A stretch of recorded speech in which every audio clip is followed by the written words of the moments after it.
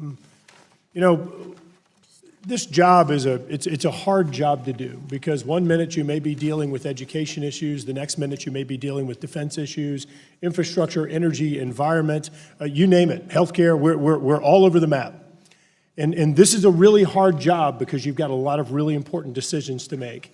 And you can't be an expert on everything. You can't. What we've witnessed repeatedly in this committee is you've witnessed people acting as experts, not listening to the true experts that come before this committee and present expert testimony to us. And so this is a perfect example of that. So let's talk about a few of the issues associated with this bill. Number one, we have a scenario whereby a state is trying to tell the federal government what they can do with their resources. So let's flip this over to a situation that any of you may be in. Let's flip this over to that. Let's flip this over to a situation where you go to your neighbor and you say, you know what, you got to knock your house down. You can't use your property. You need to close your store. Does that ever happen? No, it doesn't happen. Yet that's exactly what's happening right now. That's exactly what's happening. This is an attempt by a state to try and tell the federal government what they can or can't do with their property. Now, let's take it a step further. Let's take it a step further. A step further is we are talking about billions, not thousands, not millions, billions of dollars in revenue that is the federal government owns that a state is saying that, no, you can't use it. And some in this body are now saying, no, you can't tap that revenue. Now look, I was in Florida for about 8 hours this weekend, or Friday, whatever day it was. And beautiful place. I didn't go to the beach, but I saw it. Beautiful place. I would never wish anything upon the tourism industry, the economy, anything having to do with the coast or the ecological productivity of Florida. But going back to my points about expert witnesses, we had an expert, and I brought this up twice in here already. We had an expert that sat right there in that chair who said, number one, when you stop domestic energy production, you increase your dependence upon foreign energy. Okay? So you don't stop energy production, you increase your dependence upon foreign energy.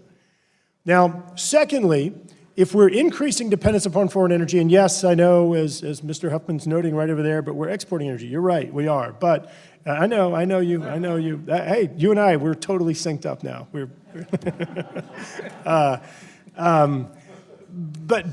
here's the thing. As recently as 8 years ago, 1/2 of our entire trade deficit was us importing energy from other countries. We have no idea what's going to happen with the energy future. We don't.